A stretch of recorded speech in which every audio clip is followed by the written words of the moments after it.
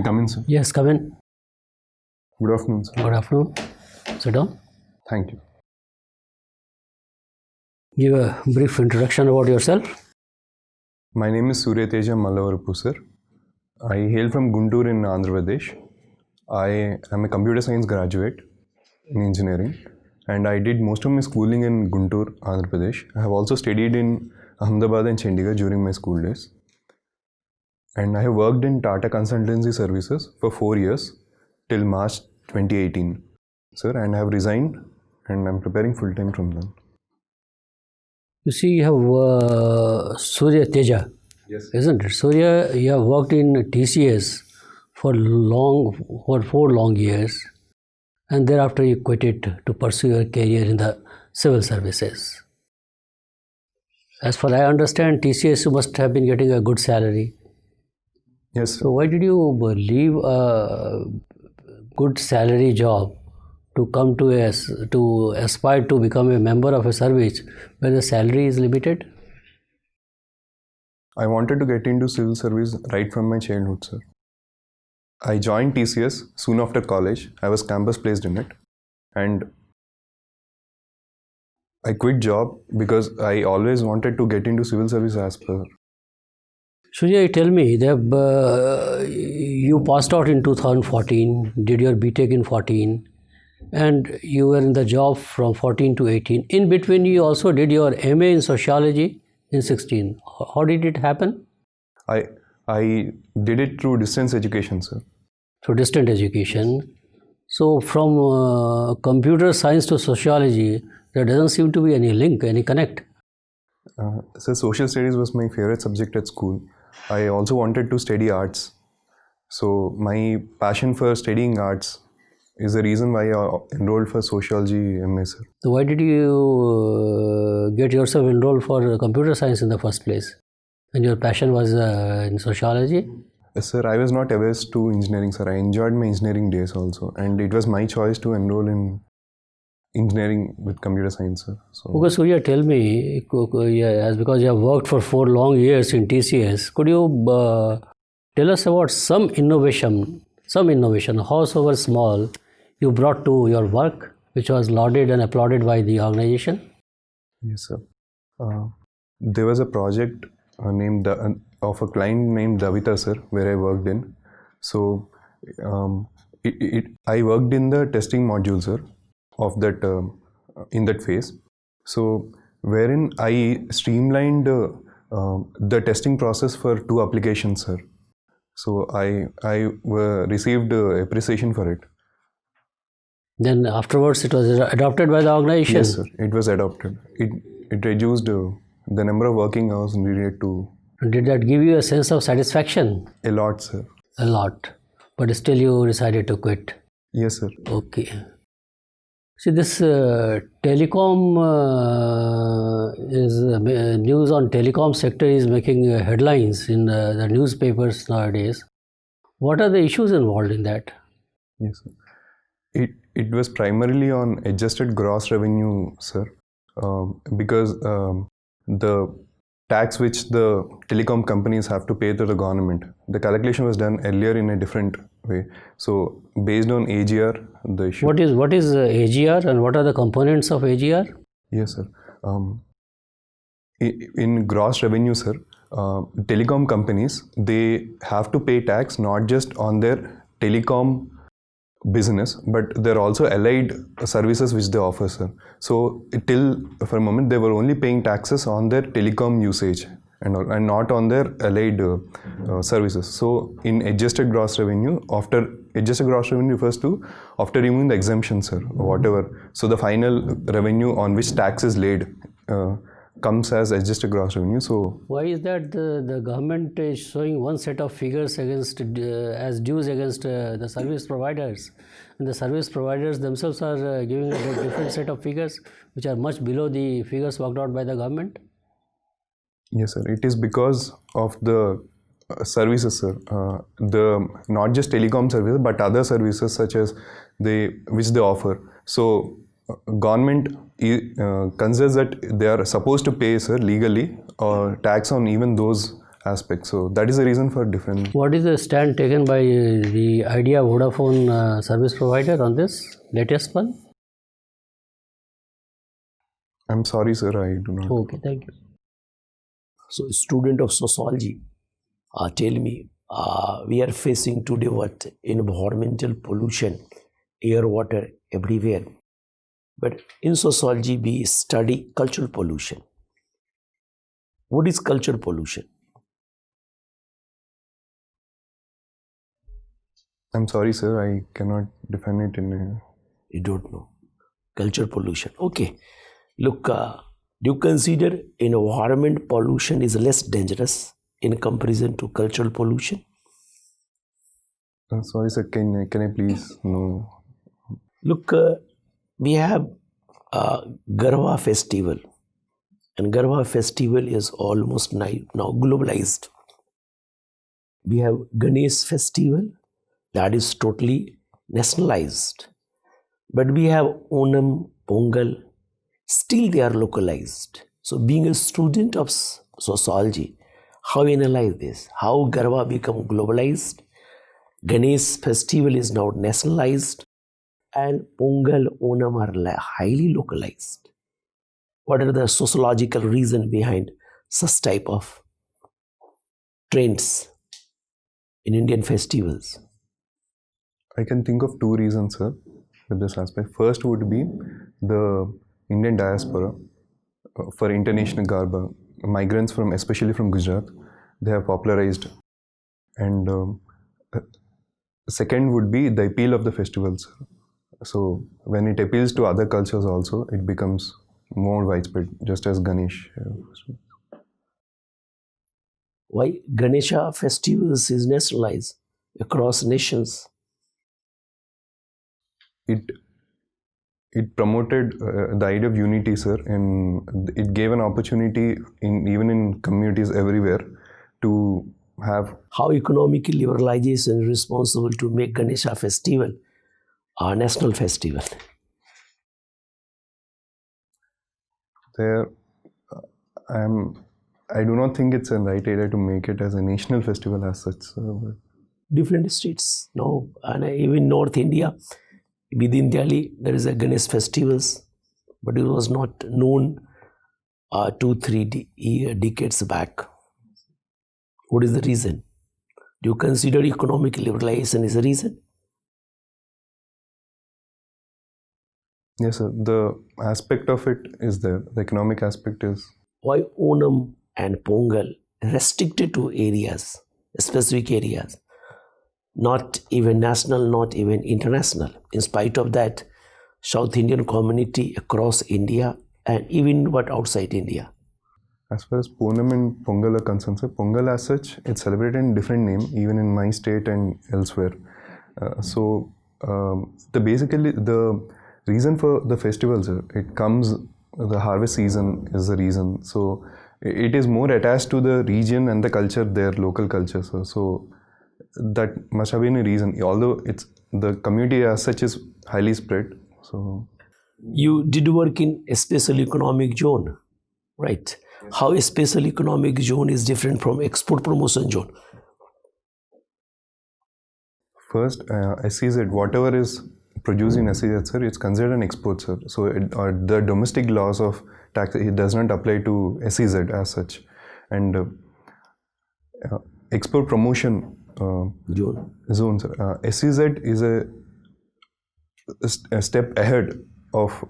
You travel across India. Traveling is your hobby. What are the areas or places you have visited? My last travel was to Puri in Odisha, sir. Puri in Odisha. Okay. Look, Puri in Odisha having a specific temple, and the temple having the architecture called Nagar architecture. Yes, sir. Of Odisha type, right? Yes, sir. How Nagar style of Puri is different from Rajput style of Nagar architecture of Rajasthan. Yes, sir. Odisha architecture as such, the temple architecture has boundaries, sir. Boundary walls are there, which are not present in Rajput architecture of Nagara style. The high wall, similar to the Dravidian style of architecture, is present in Odisha type of Nagara architecture. And also the Shikara, sir, it takes a sudden curve at the top, and the walls are almost vertical. And so it is quite different from the Rajput style that way, sir. Okay, thank you. Thank you, sir. Okay. Should I call you Suryatej? Yes, sir. Okay. So, Mr. Suryatej, you're basically a computer science graduate. You also studied sociology, and currently sociology is your discipline, Yes, sir. right? Timo Rayleigh, when propounded the Web 2.0, he said Web 2.0 is not technological intervention, it is more of a sociological intervention. What is Web 2.0 and why it is not being considered a technological thing and more sociological thing?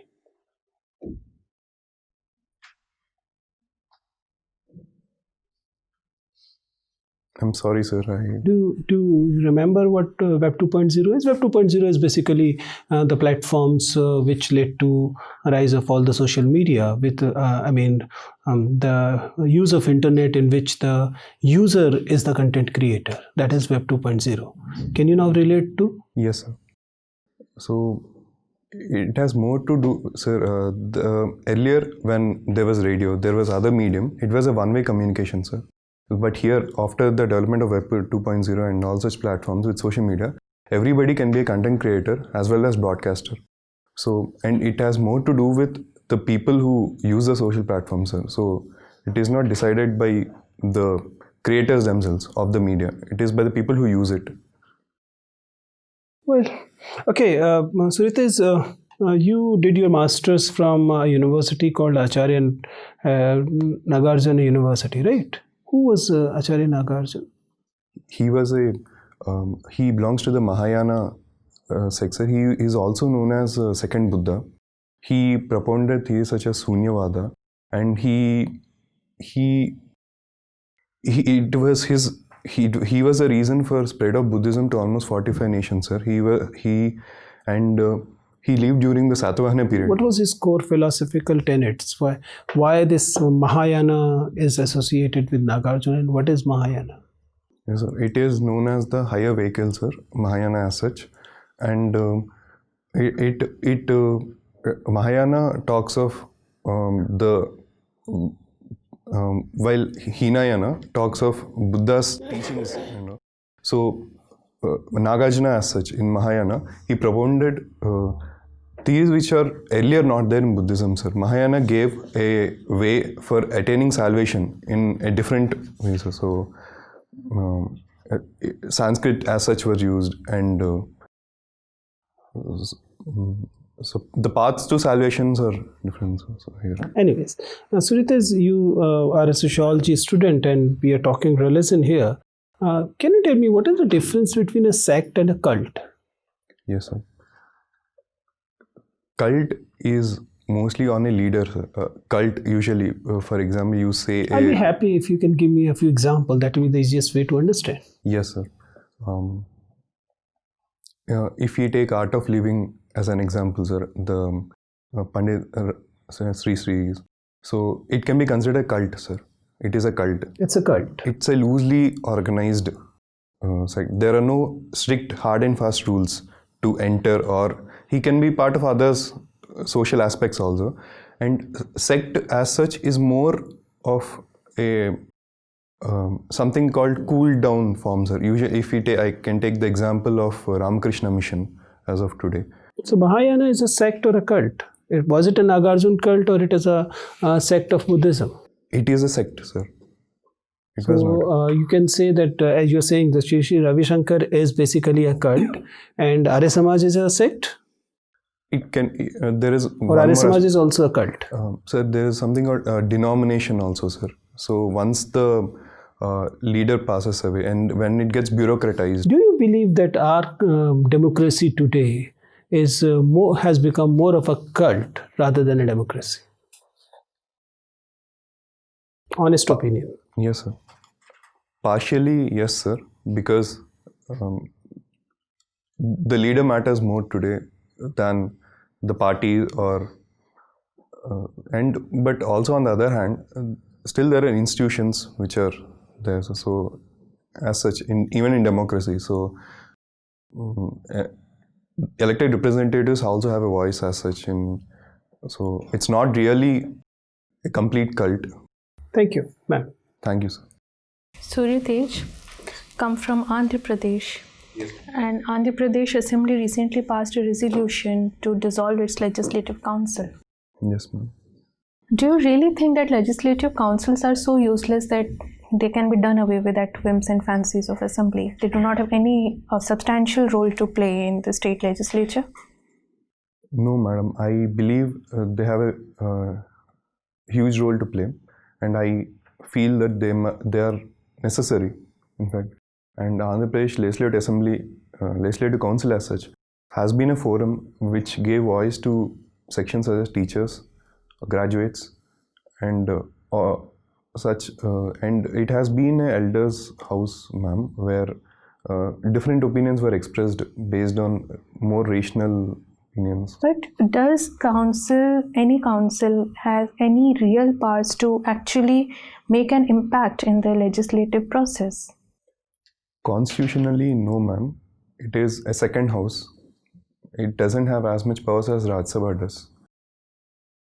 But it can act as a guiding light on legislations with its, and many a times, madam, the amendments done by the council were also accepted in some cases. So it can be a torchbearer in a few legislations. Then why does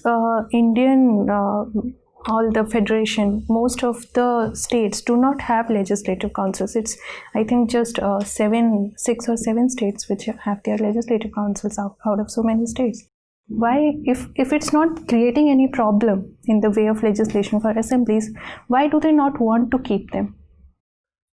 The power of Legislative Council can be to delay the passage of bills, madam. It can delay 3 months. And so that is one of the reasons for not having... So that doesn't impose a big hurdle to assemblies to do away with the entire council? Mostly there have been political decisions to have them or not to have them. Okay. Can you tell me which neighbor of India follows India First policy? Bhutan, madam. Mm-hmm. Are you guessing? I'm sorry, ma'am. I thought that it No, it's not Bhutan. Given the recent protest over CAA, and India was almost in good deal with Bangladesh when you compare the relation with respect to Bangladesh. But when we see CAA, it specifically mentions Bangladesh as one of the countries. Do you think this is gonna actually impact India-Bangladesh relation a very bad way, and India has actually pursued a self-goal in this regard? I do not think so, madam. Parliament of India as such has taken cognizance of the issues faced by minorities there. So, but that's like implicating Bangladesh in actually saying that it harasses its minorities. But the intelligence, yes, ma'am. But the intelligence reports as such suggest that more than Pakistan, it is Bangladesh that was the country where religious minorities faced issues, even when Sheikh Hasina's government was there. But that doesn't bode well internationally vis-a-vis bilateral relations. Why would any country, even if it's doing it, why would it take any blaming of such type on itself?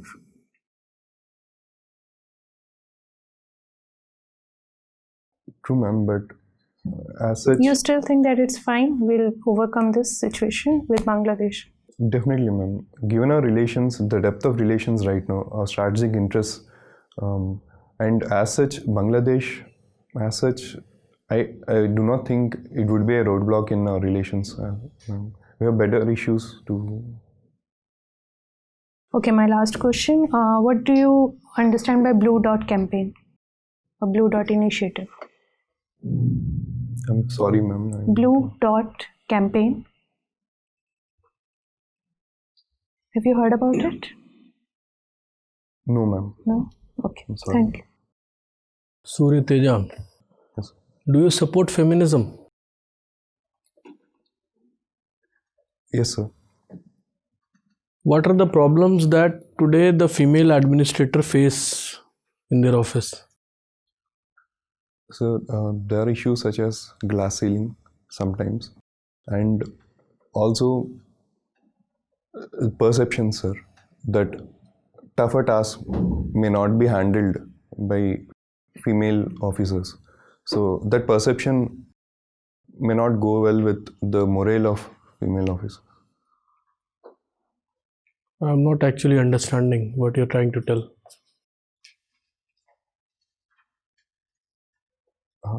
So in my opinion, that the issues which female officers face is first it is about perception, sir, that how if the tougher challenges because the family obligations would become against would come into play and all. So that Female administrator in their office. This was what my question was. so patriarchy is still there in the Indian psyche. So that would come as a problem. Okay, you're a student of sociology. Yes. What is the history of labor laws in British India?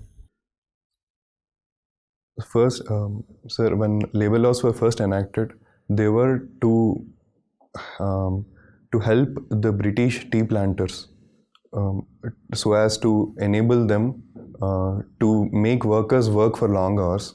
So it started with that, sir. And later, when especially during the 1920s, when Come to the point, you are beating around the bush. yes, so What are the labor laws in British India? What are Factory Acts? yes. I'm sorry, sir. I'm unable to. Okay. How does this face recognition in mobile phone works? What is that technology? Face recognition technology? Yes, sir.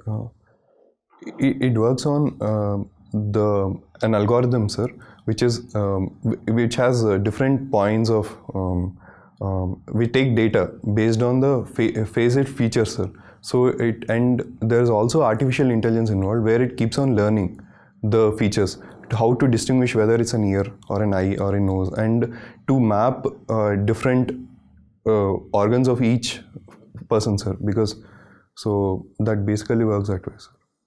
Okay, what do you understand by Fabian socialism? Fabian socialism. I'm sorry, sir. Fabian socialism.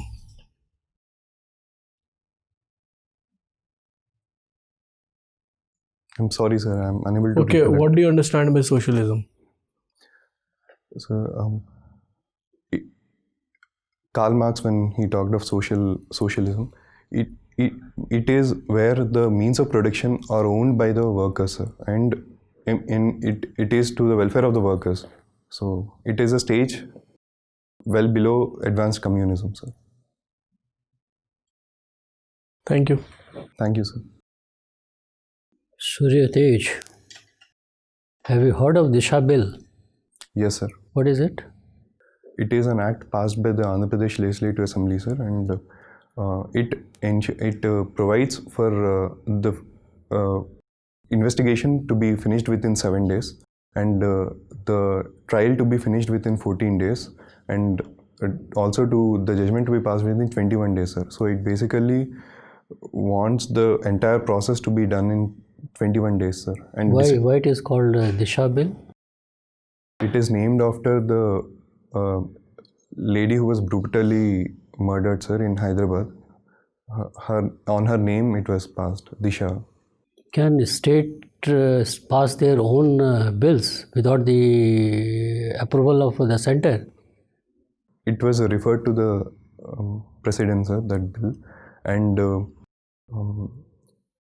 state as such, it made changes in the criminal law, sir, and when it passed the legislative assembly. So it is in discussion with the Home Ministry, sir. Okay, your also hobbies include planting of saplings. So, what is the difference between seedling and sapling? So seedlings are when the seeds germinate into the initial stage, sir, when seeds are sown and the twigs are germinated from the seeds, sir. So saplings are when you... Any relation to size of the, what is that size? Sir, I'm unable to tell it in size, but the saplings are larger in size compared to seedlings, sir.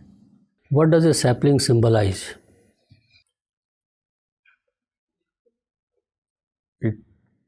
It symbolizes life, sir. With...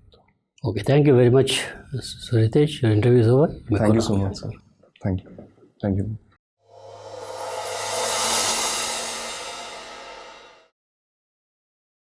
Sit down, Surya. Thank you, sir. So this is your first attempt at the interview? Yes, sir. First interview, sir. And which attempt for Fifth, this? sir. Fifth attempt. Okay. And as of now, you are not doing anything else? No, sir. Okay. You see, you are a good candidate. Only thing is that certain things you have to keep in mind before you go for the interview. One is that you look very sad. I don't know why you look so sad.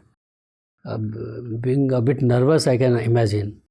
But it was appearing to as if that the nervousness has already gripped you from all sides. So it should not happen like that. You should look happy. So we are going for such a big interview. It's a lifetime opportunity for you. You should look happy and confident. Okay, both are very important, happy and confident. Then the flow of language. Language should be, we could barely listen to you. So there has to be a proper flow in the language so that you speak confidently and speak to the point, precise, specific, no beating around the bush. Like CAA is one area which is known to almost everybody in the country, isn't it? Yes. So you have to have a clear-cut view on CAA. We could not understand exactly what exactly was in your mind, what idea you wanted to convey. Yes. That did not reach us properly. Probably you had some views, but India, Bangladesh, why it should be there, should not be there, it should come with a lot of clarity from your side. Yes. So it was a kind of a very tentative. Are you getting my point or not? It was slightly tentative. There's a lot of time available to you, almost more than almost a month for you. So you work on the personality aspect of your questions, because you are otherwise you are a very humble, polite, meek person with appear to be a man of integrity, as we call it. So all those good things are there in you. Social traits are very good. The only thing is that you have to have very clarity of expression. Yes. That was somehow lacking in the answers. And you have worked in sociology. Any questions you may expect on sociology, so labor laws and all that, are expected to know. Even if you don't know, don't get disheartened. Yes. That I couldn't answer question number 1, I couldn't answer question number 2, and then you start sulking. That should not happen. Yes. There are hundreds and thousands of questions which could be asked. If you don't know, be polite, be firm. Sir, sorry sir, I have to read on this. I have not studied this properly. Yes. No issues. But don't ever try to bluff the board. Yes, sir. Try to give a wrong information to the board. I think one question I had written somewhere, you said something and then you backtracked. I don't know where I have read. So there has to be consistency in your approach. Yes, sir. Consistency is very important. You should not be wavering in your statements. Yes. If you have maintained one statement and if you feel later on that you have given a wrong statement, suddenly you should not change. Yes. No, that is wrong, this is wrong. Then you are caught there, then again you come with a third argument. It should not be like that. Consistency, uniformity. It is a question of your understanding. Yes. It's not a general knowledge session. Yes. Where we ask questions and you respond to questions. But don't go with that frame of mind. It's a test of your personality, total entire persona will come into focus. Yes, sir. That includes your body language, your sense of dressing, your appearance, how you face the interview. So these are is a combination of all these elements. So you are a good candidate for it, but you have to be slightly more confident. Yes, this is how you should be coming to the board. With a bit of smile. Yes, sir. Actually, I smile a lot, so that's the reason why I stopped from smiling. So But I mean, you restrain your laugh, but some element of a smile has to be there. It should be a pleasing face. And that adds to your personality and charm. Okay, chalo, wish you all the best. All the best. thank you, sir. Thank you. Thank you.